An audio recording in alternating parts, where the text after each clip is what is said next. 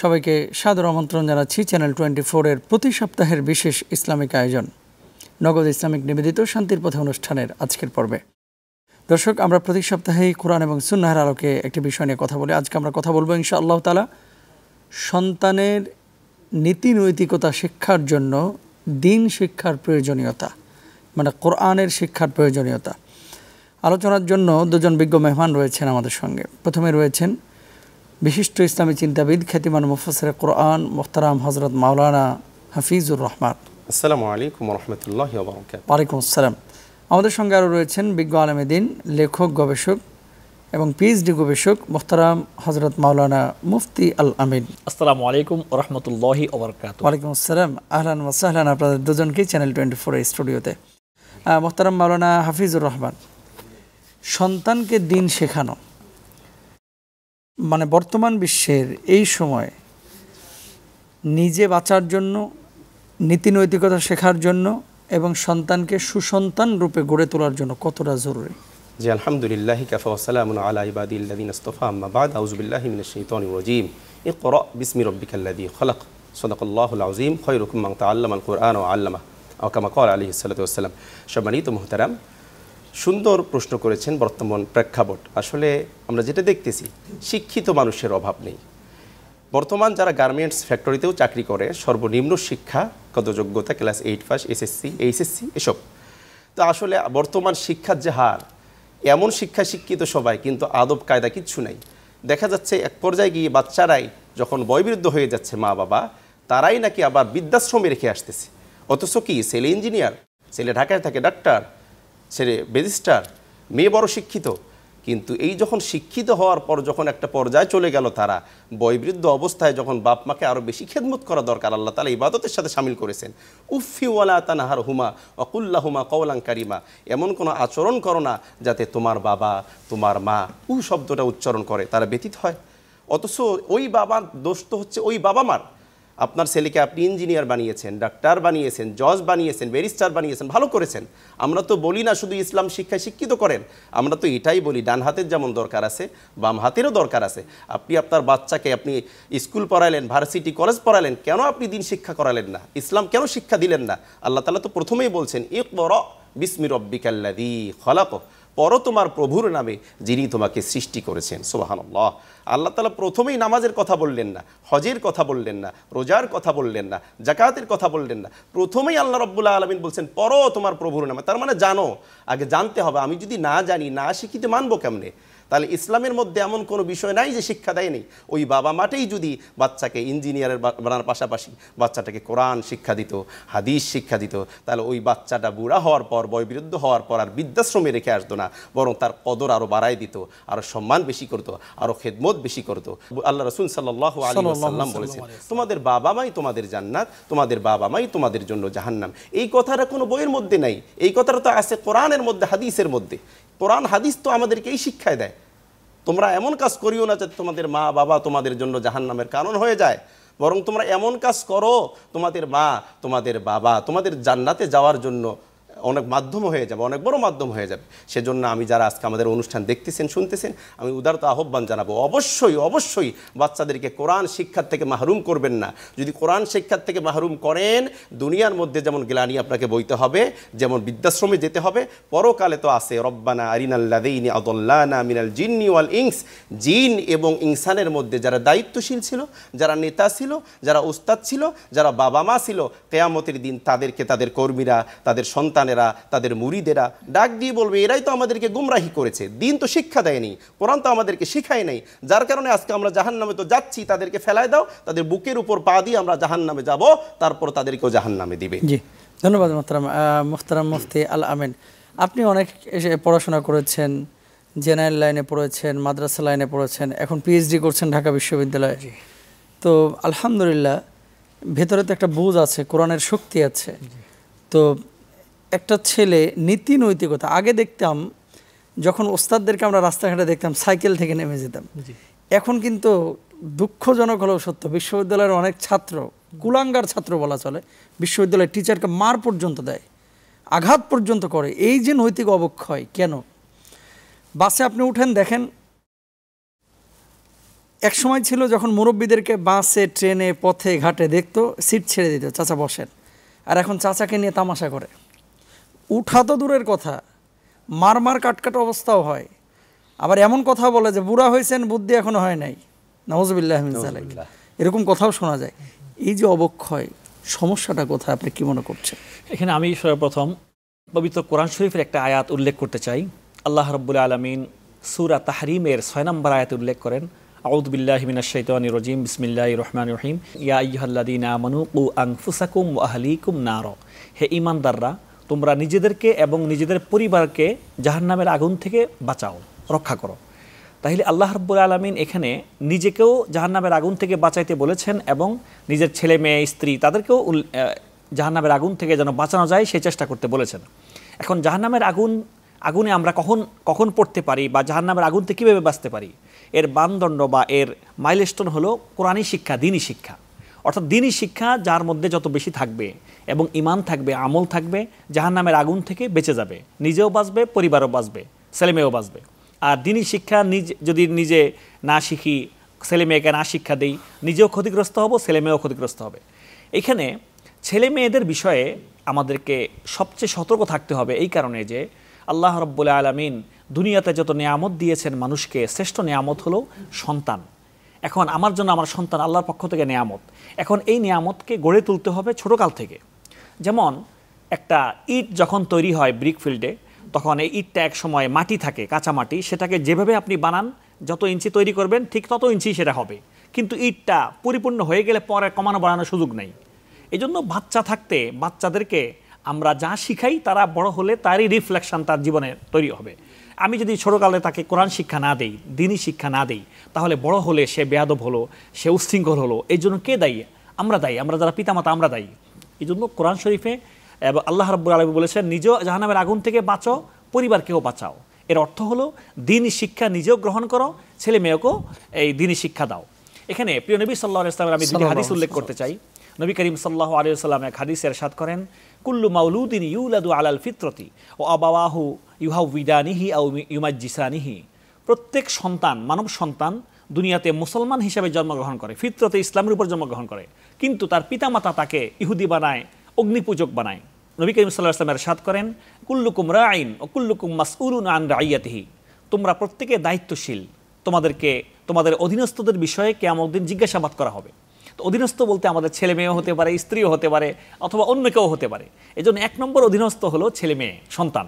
এই জন্য সন্তানকে যদি আমি দ্বীনি শিক্ষা না দেই, আমি যদি যেটা দ্বীনি ধর্মবিরোধী শিক্ষা সেই শিক্ষা দিই, আর ছেলে মেয়ে যদি পরবর্তীতে বেয়াদব হয়ে যায়, উচ্ছৃঙ্খল হয়ে যায়, এই জন্য দায় আমাকেও বহন করতে হবে। এই জন্য দ্বীনি শিক্ষা দেওয়া, ধর্মীয় শিক্ষা দেওয়া প্রত্যেকটা পিতামাতার উপর দায়িত্ব। নবী করিম সাল্লাল্লাহু আলাইহি ওয়াসাল্লামের আরেকটা হাদিস ইরশাদ করতে চাই। নবী করিম সাল্লাল্লাহু আলাইহি ওয়াসাল্লাম বলেছেন, যখন তোমার বাচ্চার বয়স 7 বছর হয়, তাকে নামাজের আদেশ দাও, আর 10 বছর হলে নামাজ না পড়লে তাকে শাসন করো। এটা ছোটকাল থেকেই সে যে তরবিয়ত পায়, সেজন্য একটা এই সুন্দর লাইফ লিড করতে পারে দ্বীনি লাইনে, যে আমি পিতামাতা থেকে শিখেছি, হারাম হালাল শিখেছি, নামাজ শিখেছি, পর্দা শিখেছি, এরকমভাবে সত্য কথা বলতে হবে, মুরব্বীদেরকে সালাম দিতে হবে, বড়কে সম্মান করতে হবে, ছোটকে স্নেহ করতে হবে। এমন যেন হয় যে আমাদের প্রত্যেকটা সন্তান পিতামাতা থেকে এই শিক্ষাগুলো গ্রহণ করে। পুরো এই আলোচনাটা আপনার কাছে ফিরবে ইনশাআল্লাহ। একটা বিরতির সময় হয়েছে। প্রিয় দর্শক, আপনারা দেখছেন আপনাদের প্রিয় অনুষ্ঠান নগদ ইসলামিক নিবেদিত শান্তির পথে। সময় হয়েছে ছোট্ট একটি বিরতিতে যাবার। বিরতির পরে আবারও ফিরছি, আশা করছি আমাদের সঙ্গেই থাকবেন ইনশাআল্লাহ।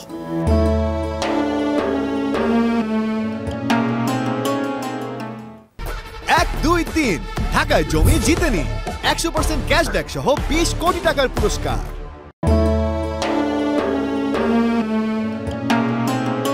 আলহামদুলিল্লাহ, বিরতির পর আবারও সবাইকে সাদর আমন্ত্রণ জানাচ্ছি। প্রিয় দর্শক, আপনারা দেখছেন আপনাদের প্রিয় অনুষ্ঠান নগদ ইসলামিক নিবেদিত শান্তির পথে অনুষ্ঠানের আজকের পর্ব।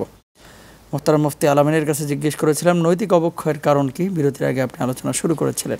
এখানে আরেকটা বিষয় খেয়াল রাখবেন, তা হলো যে দেখেন এই যে নৈতিক শিক্ষা, যেটা দ্বীনি শিক্ষা বা নৈতিক শিক্ষা, যে মানুষকে সম্মান করতে হবে, পিতামাতার খেদমত করতে হবে, বড়দের সম্মান করতে হবে, ছোটকে স্নেহ করতে হবে, এগুলো কিন্তু আমাদের যে জাগতিক শিক্ষা, সায়েন্স, আর্টস, কমার্স, এগুলো তো নাই, এই ফ্যাকাল্টিগুলোতে এগুলো নাই। এটা আছে ধর্মে, ইসলাম ধর্মে, কোরআনে এবং হাদিসে। তো নৈতিক শিক্ষা যদি আপনি না দেন, সায়েন্স, আর্টস, কমার্স শিখে অনেক কিছু হলো, কিন্তু তার পিতা মারা গেল, জানাজা পড়তে পারে না, মা মারা গেল, একটা সূরা পড়তে পারে না, জানাজা নামাজ কীভাবে বসে জানে না, এরকমভাবে পিতামাতাকে খেদমত করতে হবে এটা সে জানে না, কারণ সে যা পড়াশোনা করছে তার মধ্যে এটা নাই। সে যে লাইনে পড়াশোনা করছে ওই লাইনের মধ্যে এগুলো বলা নাই যে পিতামাতা খেদমত করতে হবে, বড়কে সম্মান করতে হবে, ছোটকে সালাম দিতে হবে, মিথ্যা কথা বলা যাবে না, সবসময় সত্য কথা বলতে হবে, ন্যায়ের পথে থাকতে হবে। এই জন্য প্রত্যেক পিতামাতার উপর দায়িত্ব, পিতামাতা যেমন সন্তানকে খাওয়া দাওয়া করায়, কাপড় চোপড়ের ব্যবস্থা করে, ছেলে মেয়ের লেখাপড়ার উন্নতির কামনা করে, দিনই লাইনেও যেন সে কোরআনী শিক্ষায় শিক্ষিত হতে পারে। কমপক্ষে বেসিক স্ট্রাকচার অফ ইসলাম এটা শিখতে হবে সবাইকে। ধন্যবাদ মোহতারাম মাওলানা হাফিজুর রহমান। তো নৈতিকতা শেখানোর জন্য, নৈতিক অবক্ষয় এ রোধের জন্য আমাদের এলাকাভিত্তিক কিছু মক্তব এবং এলাকাভিত্তিক কিছু ছোট মাদারিস এগুলোর কিন্তু অবদান রয়েছে। সবসময় যে ফাজিল কামিল করতে হবে এটা তো জরুরি না, কিন্তু মৌলিক শিক্ষাটা তো অন্তত শেখা দরকার। তো নুরানি এবং মক্তবে আলহামদুলিল্লাহ ছাত্র অনেক বেড়েছে। আবার কিছু শ্রেণী আছে যারা একেবারে জীবনও এটার বারান্দাতেও যায় না। এই সমস্ত ছাত্রদের উদ্দেশ্যে এবং বাবা মার উদ্দেশ্যে যদি কিছু বলতেন। জি আলহামদুলিল্লাহ। এবং মক্তবগুলো সজীব করা বা চালু করা পুনরায় গ্রাম অঞ্চলেও। সেটি বলতেছিলাম যে মক্তব, আসলে মক্তবের যে অবদান এটা তো আমরা আগের 20 বছর আগের মানুষ যারা তারা এখন বোঝে। এখন মক্তবগুলো নাই বলতেই চলে, যদিও বা নুরানি হাফিজি মাদ্রাসা অনেক হয়েছে, কিন্তু মক্তব ফজরের পরেই মক্তব ছিল আগে, এখনো আছে কিছু কিছু এলাকায়। এখন তো ওই যে কেজি স্কুল বের হয়ে দেখা যায় কিন্ডারগার্টেন স্কুলে বাচ্চা পাঠায় দেয় ফজরের পর, ওটো বাবা স্কুল আছে, বাচ্চার বয়স হচ্ছে 6 বছর, 5 কেজি ওজনের ব্যাগ একটা ঘাড়ের মধ্যে দিয়ে পাঠায় দেয়, কিন্তু ইসলাম শিক্ষার বেলায় নেই। কেন? আমরা আজকে মক্তবগুলোকে বিলীন করে দিয়েছি। এই মক্তব থেকে মৌলিক শিক্ষাটা আনা উচিত ছিল আমাদের। বাচ্চাতে আলিফ বাতা তো মক্তবে আমরা শিখেছি, আমরা মা বাবার কাছ থেকে শিখেছি, সূরা ফাতিহা সূরা ইখলাস বাবার কাছ থেকে শিখেছি, শুয়ে শুয়ে পড়াইতো। এখনকার মা এখনকার বাবারা তো ফেসবুক নিয়ে ব্যস্ত, তারা বাচ্চাকে শুয়ে শুয়ে যে গল্পের সাথেও যে অনেক কিছু শিক্ষা দেওয়া যায়। হ্যাঁ, আমি আজকের অনুষ্ঠানের মাধ্যমে তার আহ্বান জানাবো যারা বাচ্চাদেরকে মক্তবে পাঠাইতে পারতেছেন না, যারা নুরানি মাদ্রাসায় পাঠাতে পারতেছেন না, এখন তো অনেক আলেম ওলামা আছে, অনেক মসজিদের মুয়াজ্জিন আছে, ইমাম আছে, তাদেরকে আপনি কন্ট্যাক্ট করে বাসায় নিয়ে আসেন, আমার বাচ্চাটাকে 3 মাস পড়ান। দিন না শিখিয়ে কোনো ছেলে মেয়েকে কোনো বাবা মা যদি শুধুমাত্র দুনিয়াবী শিক্ষায় শিক্ষিত করলো, কিয়ামতের ময়দানে যখন আল্লাহর আদালতে দাঁড়াইলো, আল্লাহ আমার বাপ মা আমরা শিখায় নাই, জি, সেক্ষেত্রে বাবা মা জবাবদিহিতার কাঠ করায় দাঁড়াবে কিনা? অবশ্যই দাঁড়াবে, অবশ্যই দাঁড়াবে। এবং কেন বলছে এই কথাটা? এটা ইদানিং বাংলাদেশে কমেছে। আগে কি হতো, বাপ মা মারা গিয়েছে, ওই ছেলে মেয়ে যে নিজে দোয়া করবে সাহস করতো না, যে আবার কি বলতে কি বলে ফেলাবো, এজন্য হুজুরের হাতে 200 টাকা দিয়ে হুজুর একটু দোয়া করে দেন, ভাড়াটিয়া হুজুর আর কি। মানে বিষয়টা হলো যে বাপ মরছে আপনার আর দোয়া করতে হবে হুজুর, আর আপনার চোখের পানি এটা তো বেশি দামি। জি অবশ্যই অবশ্যই। তো এই জিনিসগুলো তো শেখানো দরকার। কি বলবেন মোহতারাম? জি সম্মানিত শেখ, সুন্দর বলেছেন। আসলে সন্তানের দোয়া আল্লাহ রাসূল সাল্লাল্লাহু আলাইহি ওয়াসাল্লাম বলেছেন যে দোয়াগুলো কবুল হয় তার মধ্যে অন্যতম দোয়া কবুল হয় হচ্ছে সন্তানদের দোয়া, বাবা এবং মায়ের জন্য। ওই দোয়ার মধ্যে কোনো পর্দা থাকে না, সঙ্গে সঙ্গে আল্লাহ পাক আর সে মোয়াল্লায় পৌঁছায় নেয়, ওই দোয়া কবুল হয়ে যায়।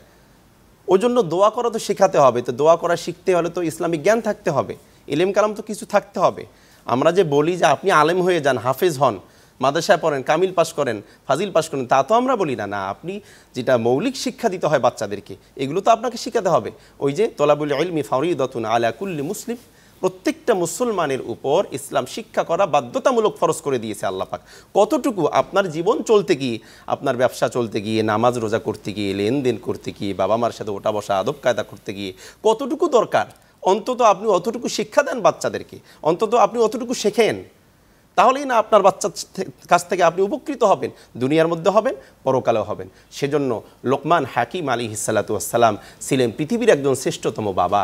তিনি নবী নন, তারপরও তার কথাগুলো আল্লাহ পাক কোরআনের মধ্যে আয়াত বানিয়ে দিয়েছেন, সেখান থেকে অসংখ্য শিক্ষা আমরা নিতে পারি। ইয়া বুনাইয়া লা তুশরিক বিল্লাহ, তার সন্তানকে উপদেশ দিচ্ছেন, হে আমার সন্তান, কত আদর করে ডাক দিয়ে বলতেছেন, হে আমার সন্তান, লা তুশরিক বিল্লাহ, খবরদার তুমি শিরিক করিও না। শিরিক ভয়ঙ্কর একটা অপরাধ, এই অপরাধের গোনা আল্লাহ পাক মাফ করেন না। একজন বাবা হয়ে সন্তানকে চমৎকার শিক্ষা দিলেন, এখান থেকে তো আমরা শিক্ষা নিতে পারি। আজকে আমরা গার্জিয়ান, আমরা অভিভাবক, আমরা তো তার শিক্ষা দেই না, বরং আমাদের বাচ্চাদেরকে হাতে হাতে ধরে আমরা শিরিক করাই। আমরা মুসলমান হওয়া সত্ত্বেও পূজার বাড়িতে আমরা নিয়ে যাচ্ছি। কেন? তাদের ধর্ম তারা পালন করুক, আমাদের আপত্তি নেই তো, আমাদের দেশ থেকে প্রশাসন দেবে, আমাদের এটা ঠিক আছে, কিন্তু আমরা মুসলমান হয়ে কোন হিসাবে আমি আমার বাচ্চাটাকে হাত ধরে ধরে মূর্তির বাড়িতে নিয়ে যাচ্ছি, পূজা দেখাচ্ছি, পূজা ডুবা দেখাচ্ছি, তাদের সংস্কৃতি এগুলো আমরা দেখাচ্ছি, শেখাচ্ছি কেন? ধন্যবাদ মোহতারাম মুফতি আল আমিন। আমরা 2 মিনিট সময় পাবো। এই একই বিষয় যে বাচ্চাদেরকে আমরা এই নৈতিকতা যারা শেখাচ্ছি না বা কোরআনের টাচে যারা নিয়ে আসছি না, এই বাবা মা কিয়ামতের ময়দানে জবাবদিহিতার সম্মুখীন হবে। আমরা বলেছি অনেকের এখন একটা টেন্ডেন্সি কাজ করে, দেখবেন সেটা হচ্ছে ছোট থেকেই বাপ মা টার্গেট নেয় যে আমি ছেলেটাকে ইউরোপে বা আমেরিকায় সেটেল করব, যাদের একটু পয়সা আছে। যতদিন গরিব থাকে ততদিন নীতি নৈতিকতার একটা টেন্ডেন্সি থাকে যে ছেলেটাকে দেশের জন্য কিছু করাবো, দিনের জন্য কিছু করাবো। কিন্তু যখন মোটা মোটা বান্ডেল পকেটে আসা শুরু হয় তখন স্বপ্ন চেঞ্জ হয়ে যায়, ছেলেটাকে আমেরিকায় সেটেল করব, মেয়েটাকে অস্ট্রেলিয়ায় সেটেল করব। বড় অসহায়। আমি দর্শকদের কাছে একটা কথা বলতে চাই, আমেরিকা কেন, কানাডা কেন, আপনি চাঁদের দেশে যান, সমস্যা নেই। দিন যদি ভিতরে না থাকে আর ছেলে মেয়ে যদি নষ্ট হয়, পরবর্তীতে কিন্তু আপনি মাথা ঠুকবেন দেয়ালের মধ্যে, সে সময় কিন্তু আর ফিরবে না। আপনার সম্পদ এটা আপনার মূল অ্যাসেট না, আপনার সন্তানটা আপনার মূল অ্যাসেট। সিলেটে একটা প্রোগ্রাম ছিল আমার কয়েকদিন আগে, বাবা এসে কাঁদতে কাঁদতে বুক ভিজিয়ে ফেলছে, পাসপোর্ট লন্ডনের, ছেলেও লন্ডনে, মানে ফুল ফ্যামিলি সেটেল হয়ে গেছে লন্ডনে। বলতেছে হুজুর আমি মানে ছেলেকে আল্লাহ আল্লাহ রাসূলের কথা আমি শোনাইতেই পারি না, মুরতাদ হয়ে গেছে আর কি, নাস্তিক হয়ে গেছে। তো বলতেছে যে আমি পাসপোর্ট পাইলাম ব্রিটেনের, লন্ডনে সেটেল হইলাম, ব্যবসায়ী হইলাম, আমি এত কোটি কোটি টাকা কামাইলাম, কিন্তু ছেলেটা তো আমার নষ্ট হয়ে গেল। আজকে নিয়ে আসছেন, নিয়ে আসার পর বলতেছে একটু তালিম দিয়ে দেন। তো একদিনের তালিমে কি এত বড় ছেলে পরিবর্তন করা সম্ভব? 2-3 বাক্যে যদি নসিহত করে দেন, কারণ আমরা অনুষ্ঠান শেষে চলে এসেছি। এখানে আমি যে বিষয়টি বলতে চাই যে দেখেন আমাদের সবারই ছেলে মেয়ে আছে, তো ছেলে মেয়েকে ইসলামের যে প্রাইমারি বিষয়গুলো এগুলো সবাইকে শিখাইতে হবে। তো এগুলো শেখানোর জন্য আমাদের প্রচুর মাদ্রাসা তৈরি হয়েছে বাংলাদেশে, অনেক এলাকায় আছে স্কুলের চেয়ে মাদ্রাসা বেশি।